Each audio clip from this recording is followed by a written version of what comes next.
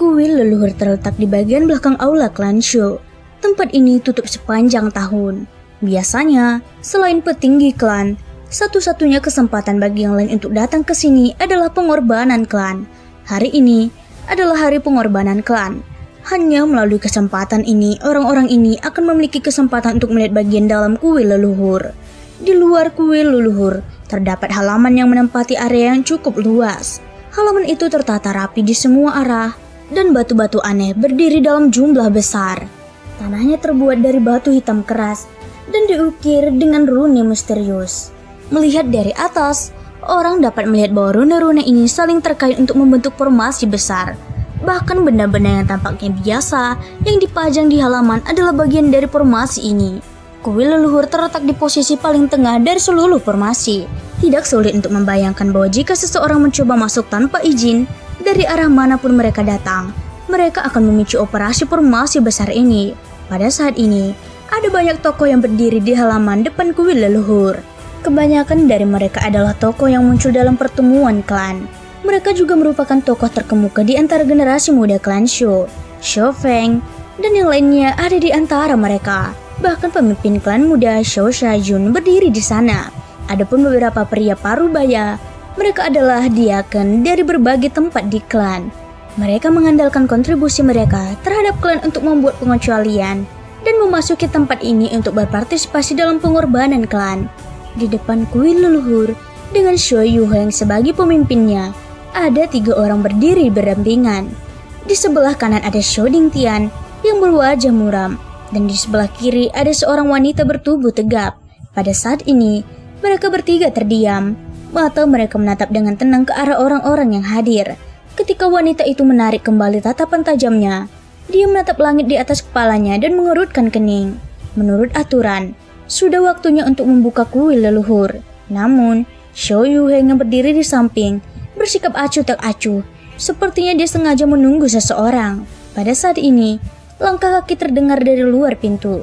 Beberapa sosok tiba-tiba melintas dan berjalan masuk dengan langkah besar. Mereka segera muncul di hadapan semua orang yang hadir. Itu adalah Shoyan dan yang lainnya. Orang ini benar-benar terkenal.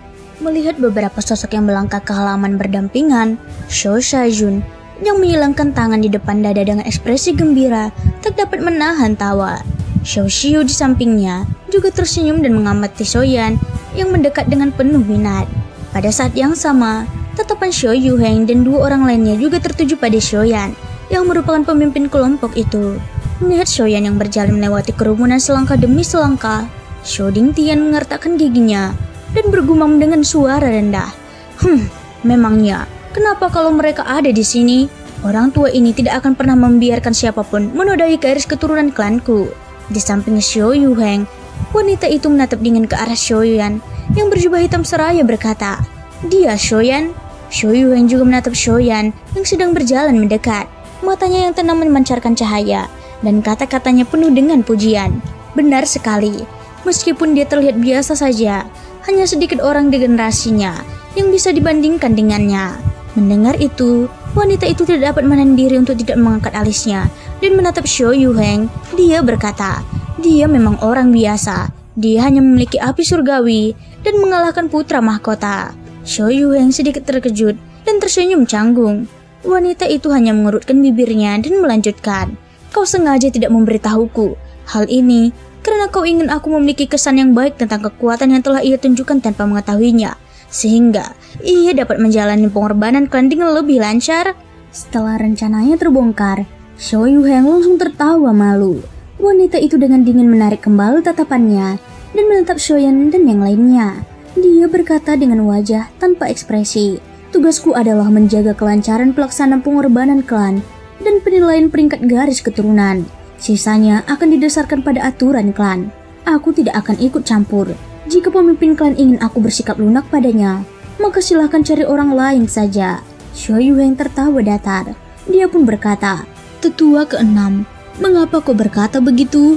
Menurutku, meskipun Shoyan memiliki bakat, masih ada kesenjangan besar antara dia dan tuan muda.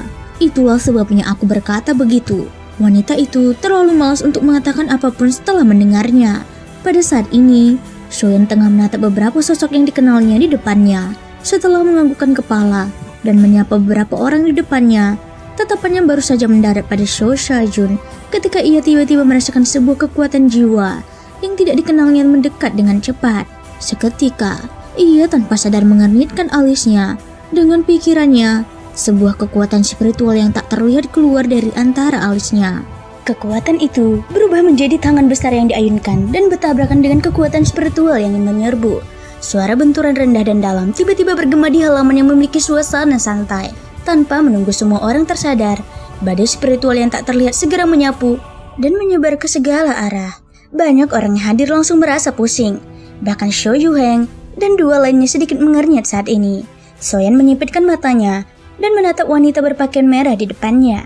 Energi jiwa sebelumnya berasal dari wanita ini. Wanita itu adalah Sho Shu. Dia maju beberapa langkah dan berkata, "Itu memang energi jiwa tingkat 7. Shoyan berkata, "Kamu pasti Sho Shu. Kamu tidak lebih buruk dari rumor yang beredar." Meskipun itu hanya tabrakan singkat, Shoyan dapat dengan jelas merasakan kekuatan energi jiwa pihak lain. Dia memang layak menjadi jenius klan Sho dan murid Sho Mingyuan. Kontrolnya yang tepat terhadap energi jiwa jauh lebih mengejutkan daripada yang dia bayangkan. Sho Mingyuan menepuk bahu Shoyan dengan wajah bangga. Dia pun berkata, "Energi jiwa gadis ini adalah yang paling luar biasa yang pernah kulihat selama bertahun-tahun ini. Meskipun kamu tidak buruk, aku khawatir kamu lebih rendah dari gadis kedua." Sho Shu membungkuk hormat kepada lelaki tua itu. Shoyan penasaran. Dia pernah mendengar bahwa klan Sho memanggil Sho Shu sebagai nona kedua. Mungkinkah ada kakak perempuan di atasnya? Kalau nona kedua saja sudah begini, kakak pertama pasti lebih mengerikan lagi. Namun pada saat ini, suara tegas dan dingin tiba-tiba terdengar dari sisi kerumunan. "Siapa yang mengizinkanmu bertarung di taman leluhur?"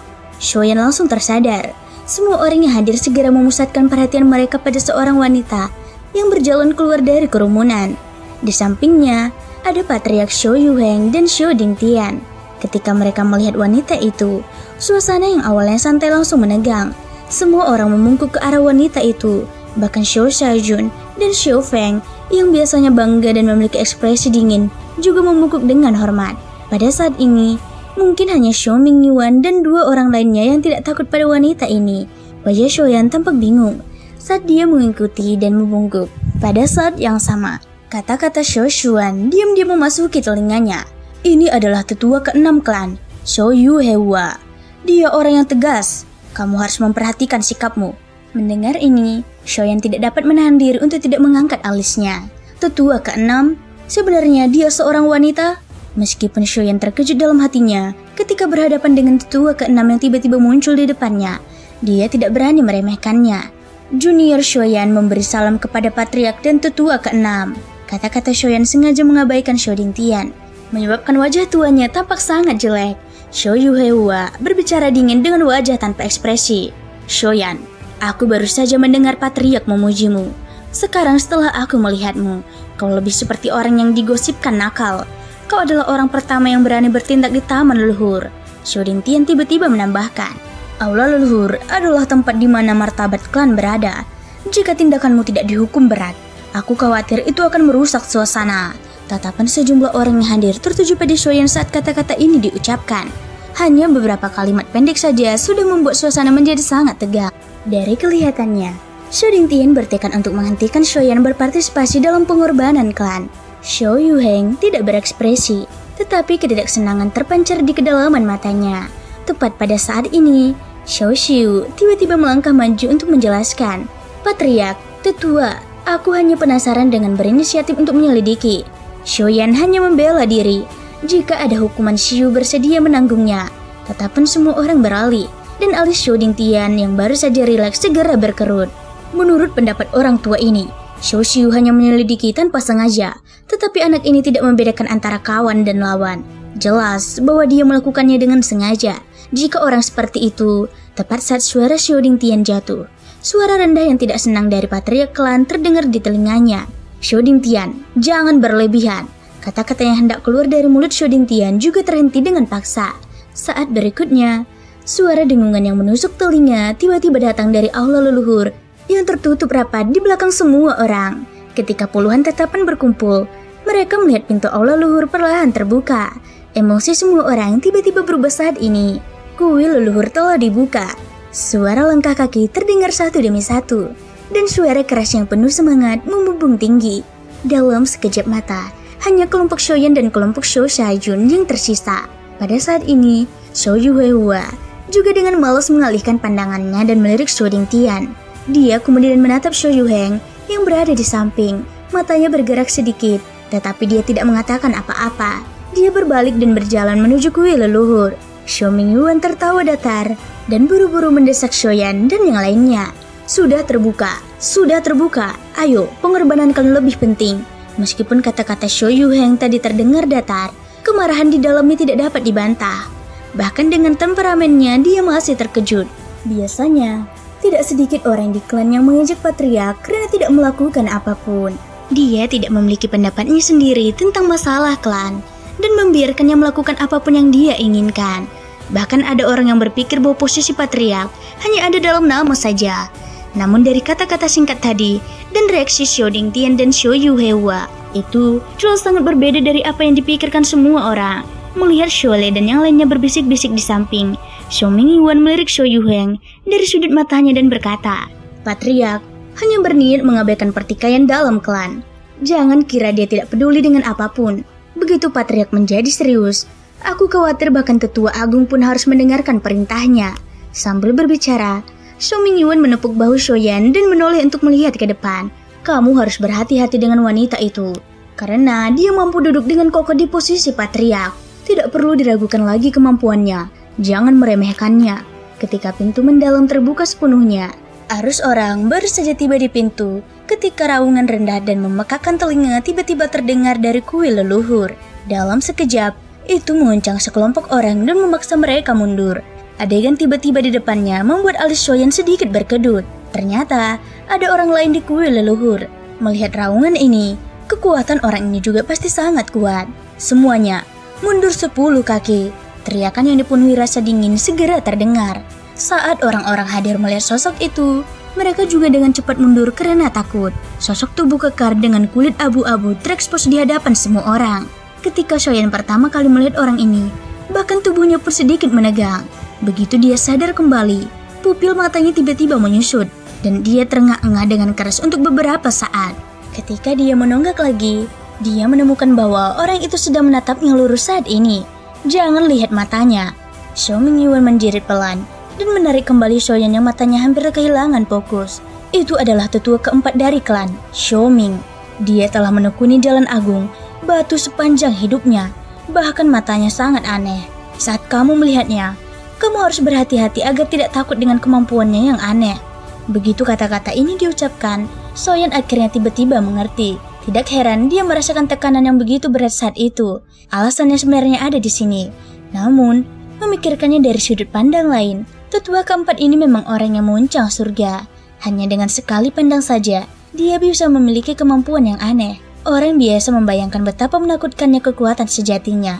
Shoyan lalu berkata, "Sejak aku bergabung dengan klan ini, aku selalu penasaran dan ragu dengan 10 tetua agung. Namun, setelah melihat mereka berdua hari ini, aku benar-benar melihat dasar dari klan Shou." Shoyan tertawa meremehkan dirinya sendiri. Dilihat dari dua tetua yang telah dilihatnya di sini, kekuatan mereka jelas di atas level seorang yang mulia asal. Sekarang, tampaknya kecuali orang di sampingnya, kekuatan 10 tetua agung klan Shou sama sekali tidak kalah. Mendengar arti perkataan Shoyan, Shou Mingyuan melengkungkan bibirnya karena tidak puas dan berkata dengan wajah sombong, "Apa yang kau bicarakan? Aku berada di peringkat ketiga di antara para tetua. Tetapi aku tidak mengatakan bahwa 10 tetua agung diurutkan berdasarkan kekuatan mereka. Jika aku tidak berfokus pada alkimia, kultivasiku saat ini tidak akan lebih lemah dari tetua pertama." Shoyan hanya tersenyum ketika mendengar itu. Tetapi Shou Shajun datang dan berbisik di telinganya. Memang benar, bakat dan garis keturunan tetua ketiga begitu kuat sehingga hanya sedikit orang dalam klan yang dapat menandinginya. Hanya saja dia malas dan suka berpergian. Jadi dia hanya dapat mencapai apa yang dimilikinya saat ini. Pada saat ini, Shou Ming yang berdiri di depan tiba-tiba saja berteriak dingin. "Semua orang boleh memasuki kuil leluhur setelah diperiksa oleh batu darah. Pelanggar akan dipenggal." Kata-kata ini ringkas dan lengkap, tetapi tidak terdengar seperti lelucon. Shoyan bahkan tidak ragu bahwa jika seseorang benar-benar tidak patuh, Xiaoming akan mengeksekusinya.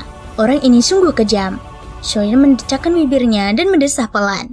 Xiaoming Yuan tidak merasa aneh dan menjelaskan, di wilayah tengah ini, rumor mengatakan bahwa ada 2 orang dalam klan Shou yang tidak dapat diprovokasi. Yang satu adalah si cambuk tak berperasaan Xiao Yuhua, dan satunya lagi adalah si Asura suram Xiaoming. Bukan karena alasan lain, tetapi karena kedua orang ini bahkan tidak menunjukkan belas kasihan kepada anggota klan mereka sendiri. Sang patriark sangat menderita di tangan mereka saat dia masih muda.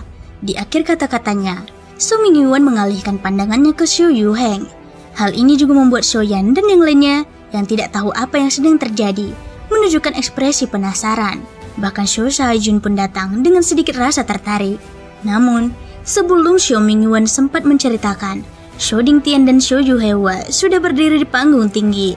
Perhatian semua orang tertuju pada kristal merah darah yang muncul di tangan Xiao Dingtian. Apakah itu batu darah? Shoyan bertanya dengan rasa ingin tahu, sambil melihat kristal merah yang melayang di atas telapak tangan Xiao Dingtian. Xiaole mengangguk dan menjelaskan sambil tersenyum. Jangan remehkan benda ini. Konon katanya batu darah ini diproduksi di tanah pembantaian dan terbentuk dengan menyerap garis keturunan makhluk hidup yang tak terhitung jumlahnya. Oleh karena itu, batu ini memiliki kemampuan yang sangat kuat untuk merasakan kekuatan garis keturunan. Karena itulah, klan menggunakannya untuk menguji kualitas garis keturunan anggota klan.